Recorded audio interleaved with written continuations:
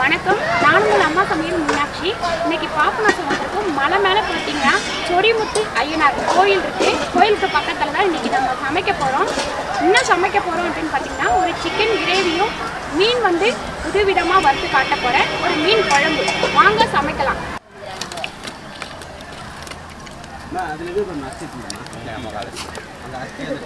ஐயோ, இது வைக்க முடியாது சொல்லுறா. திருப்பி வைக்கா கறி ஒன்று வச்சு பற்ற வச்சு.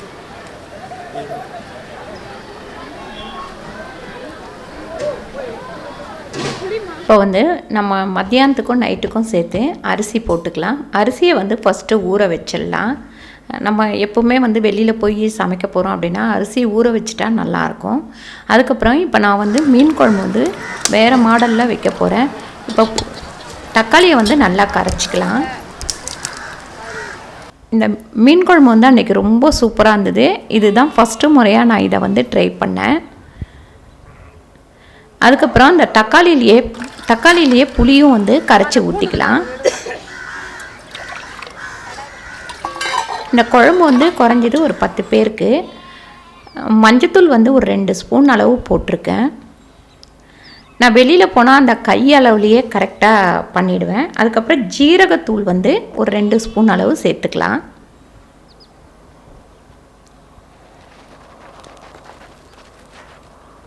மிளகாத்தூள் 2 குட்டி பானையில் வச்சுருக்கேன். அது மிஞ்சி மிஞ்சி போனால் ஒரு 8 ஸ்பூன்லேருந்து 9 ஸ்பூன் இருக்கும்.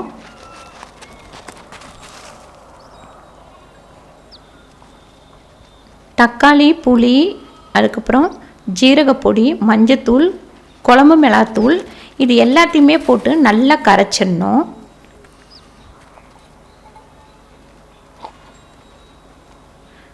அதுக்கப்புறம் புளி கொஞ்சம் பார்த்துட்டு ஊற்றிக்கலான்னு வச்சுட்டேன். இப்போ உப்பு சேர்த்துக்கலாம்.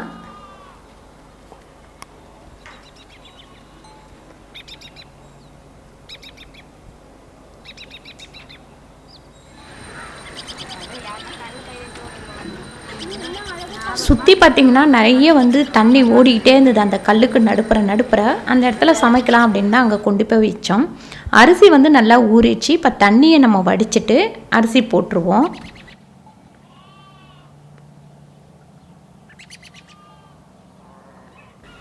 அதுக்கடுத்து கொஞ்சம் பூண்டு உரித்து வச்சுக்கலாம் குழம்புக்கு போடுறதுக்கு. எல்லாருமே ஆளுக்கு ஒரு வேலையாக பார்த்துட்டு இருந்தோம். பார்த்திங்கன்னா குழம்பு அந்த கறி அடுப்பில் கொதிச்சிட்ருக்கு. இப்போ தண்ணி நல்லா கொதிச்சிருச்சு. அரிசியுமே போட்டுடலாம். உப்பு ஃபஸ்ட்டு போட்டுட்டு கொஞ்சம் எண்ணெய் ஊற்றணும். இது நான் நிறைய வீடியோவில் சொல்லியிருக்கேன். நம்ம அதிகமாக சமைச்சோம் அப்படின்னா உப்பு போட்டுட்டு கொஞ்சோண்டு எண்ணெய் ஊற்றணும் அப்படின்னா சாதம் உதிராக நல்லா வரும். அதுக்கப்புறம் வெங்காயம் வெட்டி எடுத்துக்கலாம். சிக்கன் கிரேவிக்கும் கொஞ்சம் நம்ம மீன் குழம்புக்கு கடைசியில் தாளிக்கிறதுக்கும் சேர்த்து வெட்டி எடுத்துக்கலாம்.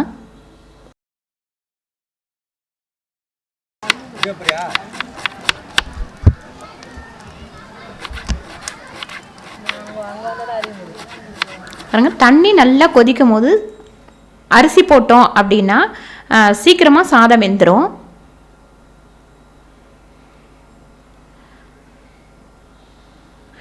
இந்த இடத்துல சமைக்கும் போது பார்த்திங்கன்னா நம்ம குரங்குங்க ரொம்ப நம்மளை சுற்றி வந்துக்கிட்டே இருந்தாங்க.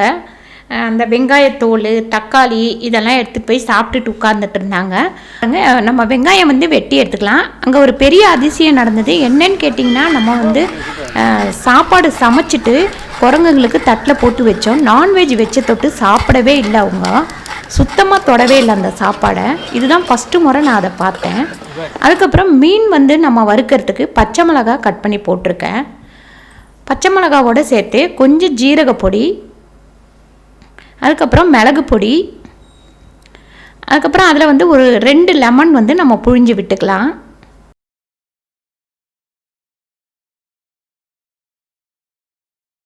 இந்த மீனுமே ரொம்ப சூப்பராக இருந்தது. இதுவுமே இதில் புதுவிதமாக தான் நான் செஞ்சுருந்தேன். மஞ்சத்தூள் 1 ஸ்பூன் அளவுக்கு சேர்த்துக்கலாம்.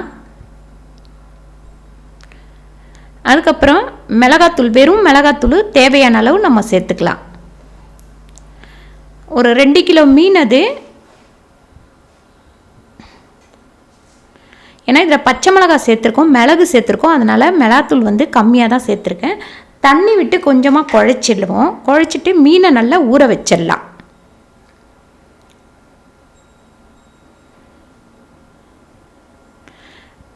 நல்ல பீஸ் பீஸாக இருக்கிறத நான் வறுத்துருவோம். மீதியை வந்து குழம்புல போட்டுடலாம். உப்பு வந்து நான் தேவையான அளவு போட்டிருக்கேன். நல்லா உப்பு மசாலா எல்லாத்தையும் நல்லா கலக்கிட்டு ஒவ்வொரு பீஸாக போட்டு நல்லா நம்ம பெரட்டி எடுத்து வச்சிடலாம். கொஞ்சம் கார்ன்ஃப்ளவர் மாவும் கூட சேர்த்துக்கலாம். ஒரு 4லேருந்து 5 ஸ்பூன் கார்ன்ஃப்ளவர் மாவு.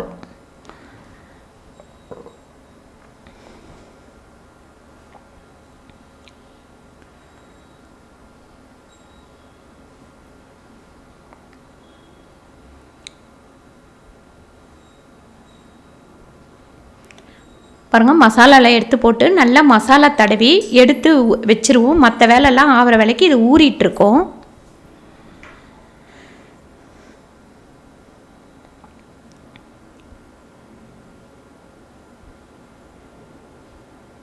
நம்ம வந்து நிறைய பாத்திரம் கொண்டு போல் இருக்கிற பாத்திரத்தில் அட்ஜஸ்ட் பண்ணி நம்ம எல்லா வேலையும் பார்த்துருவோம். அதுக்கப்புறம் பார்த்திங்கன்னா ப்ரெட்டு வந்து நல்லா அது மேலே வந்து போட்டு எடுத்து ஒரு பாத்திரத்தில் வச்சுருவோம். ப்ரெட் தூளுமே நான் எடுத்துகிட்டு போயிருந்தேன். என்னென்ன தேவையோ அது எல்லாமே நான் கொண்டு போயிருந்தேன்.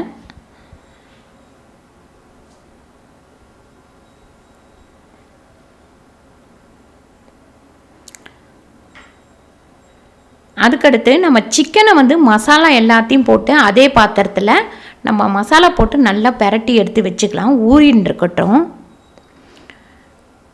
லெமனு, உப்பு, வெறும் மிளகாத்தூள், ஜீரகத்தூள் இந்த மாதிரி எல்லாமே போட்டு அந்த சிக்கனை வந்து பெரட்டி எடுத்து வச்சுக்கலாம்.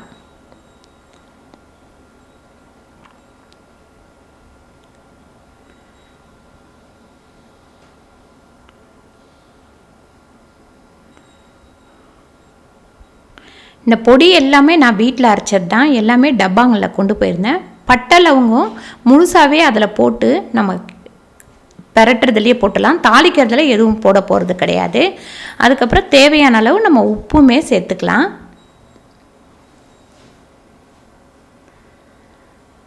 இப்போ அதில் அப்படியே சிக்கனை வந்து தண்ணி வடித்து எடுத்து போட்டுக்கலாம். எடுத்து போட்டு நல்லா மசாலா எல்லா சைடும் உரைக்கிற அளவுக்கு அதை கலரி விட்டுக்கலாம்.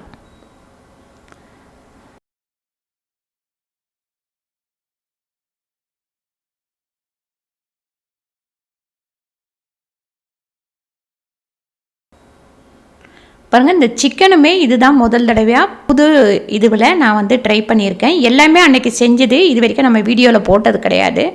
அதுக்கப்புறம் சாதம் வெந்துருச்சு, அதையுமே எடுத்து வடிச்சிட்ருக்காப்புல எங்கள் தம்பி. அதுக்கப்புறம் கடாய் வந்து ஒன்று தான் கொண்டு போனேன். அதனால் இந்த பெரிய கடாயிலேயே ஃபஸ்ட்டு வந்து மீன் வறுத்துக்கலாம்.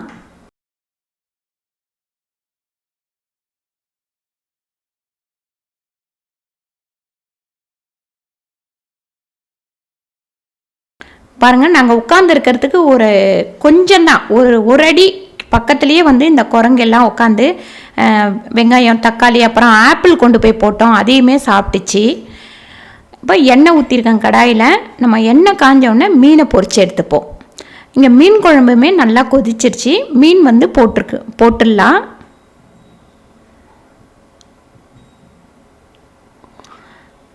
ரொம்ப நல்லா இருந்தது. இந்த மீன் குழம்பு வந்து இந்த மாதிரி வச்சது ரொம்ப நல்லா இருந்தது. அதுலேயும் வெளியில் போய் இந்த மாதிரிலாம் செஞ்சு சாப்பிடும் போது ரொம்ப சூப்பராக இருக்குது.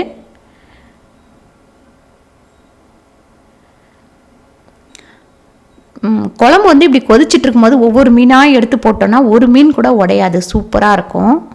எங்கள் தலைக்கு மேலேயுமே இந்த குரங்குங்க வந்து உட்காந்துட்டு தான் இருந்தாங்க.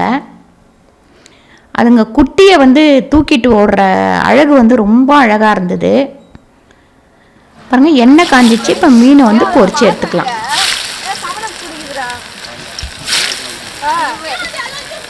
பார்த்தீங்கன்னா பாபநாசத்தில் இந்த தடவை வந்து தண்ணி கம்மி தான்.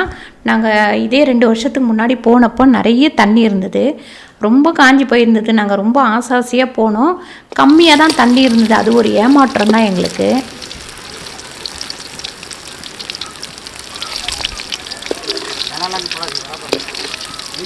மீன் வெந்துருச்சு, எடுத்துருவோம். எல்லா மீனையும் நம்ம பொரித்து எடுத்துட்டு அதுக்கப்புறம் அதில் மீன் குழம்பு வந்து தாளித்து எடுத்துக்கலாம்.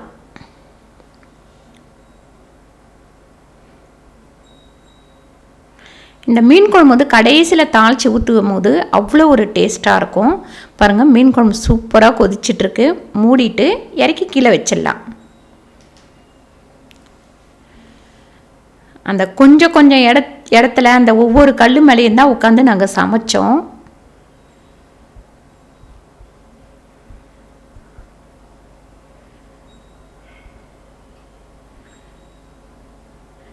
இப்போ மீன் குழம்பு தாளிக்கிறதுக்கு கடுகு உளுந்து போட்டிருக்கேன். அதுக்கப்புறம் வெங்காயமும் பூண்டும் சேர்த்து போட்டு, பூண்டு வந்து நிறைய போட்டிருக்கேன் இந்த மீன் குழம்புக்கு. அப்போ அந்த பூண்டோட டேஸ்ட்டு தான் இந்த மீன் குழம்பு வந்து ரொம்ப சூப்பராக இருந்தது. நல்லா வதங்கட்டும்னு சொல்லிட்டு கருவேப்பிலையும் போட்டுருவோம். தக்காளி வந்து நம்ம முதல்ல கரைச்சி விட்டுட்டோம். நல்லா வதங்கினோடனே அந்த குழம்புல மேலே கொட்டிடணும்.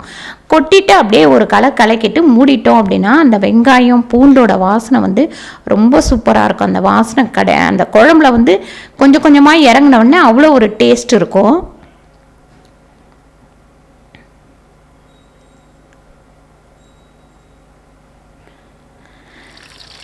அதுக்கப்புறம் நம்ம கொஞ்சம் எண்ணெய் ஊற்றி சிக்கனை பொரித்து எடுத்துக்கலாம். இஞ்சி பூண்டு தட்டி போட்டிருக்கோம். அதுக்கப்புறம் வெங்காயம் வந்து கொஞ்சம் பெருசாக தான் கட் பண்ணி வச்சுருக்கோம். அதையுமே போட்டு வதக்கிக்கலாம்.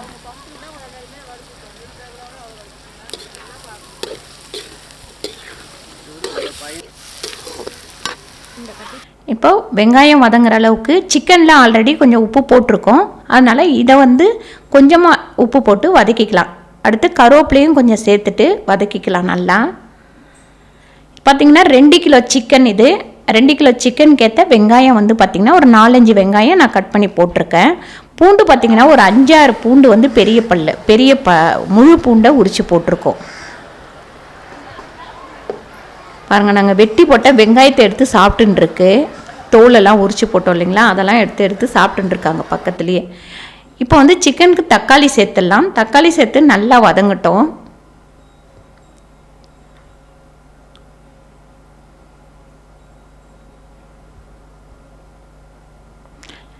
இப்போ மசாலா போட்டு வச்சுருக்கிற சிக்கனையுமே அதில் கொட்டிட்டு நல்லா நம்ம கிண்டி விட்டுட்டு மூடி வச்சிடலாம் ஒரு 15 நிமிஷம். அதுக்கு நடுப்புற நம்ம அதை கிண்டி விட்டுக்கணும்.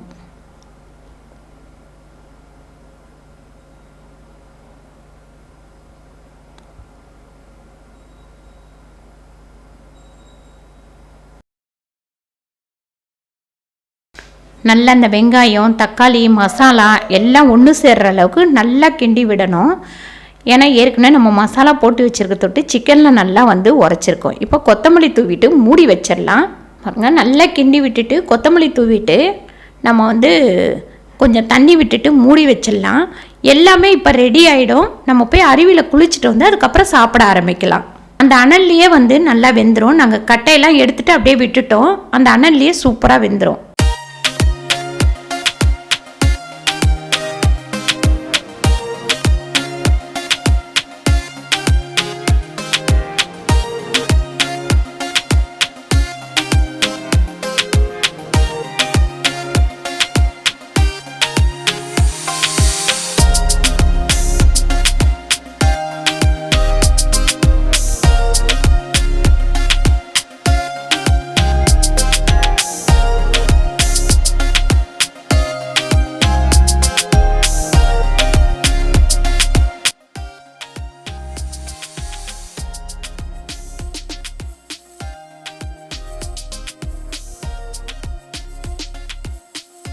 பாருங்கள், இப்போ அருவியில் குளிச்சுட்டு வந்து அப்படியே தான் நாங்கள் நின்று குளிச்சுட்டு வந்துட்டோம். கொஞ்ச நேரம் ட்ரெஸ் எல்லாம் காஞ்சோடனே அப்படியே உட்காந்து சாப்பிட ஆரம்பிச்சிட்டோம். உண்மையிலே ரொம்ப நல்லா இருந்தது. இப்படி குளிச்சுட்டு வந்து இப்படி நான்வெஜ் செஞ்சு சாப்பிடும்போது அவ்வளோ சூப்பராக இருந்தது. நமக்கு வந்து அந்த குழம்பெல்லாமே ரொம்ப டேஸ்ட்டாக இருந்தது. வெளியில் போய் வைக்கும் போது ஏதோ ஒன்று போட்டு வைக்கிறோம் அப்படின்றது கிடையாது. போட்டு இந்த மாதிரி வெளியில் போய் செய்யும் போது டேஸ்ட்டுமே இன்னும் கொஞ்சம் கூட இருக்குது. பாருங்கள், இந்த வீடியோ உங்களுக்கு பிடிச்சிருந்தால் லைக் பண்ணுங்கள், ஷேர் பண்ணுங்கள், சப்ஸ்கிரைப் பண்ணுங்கள், ஃபேஸ்புக்கில் ஷேர் பண்ணுங்கள், மறக்காமல் கமெண்ட் பண்ணுங்கள். நன்றி, வணக்கம்.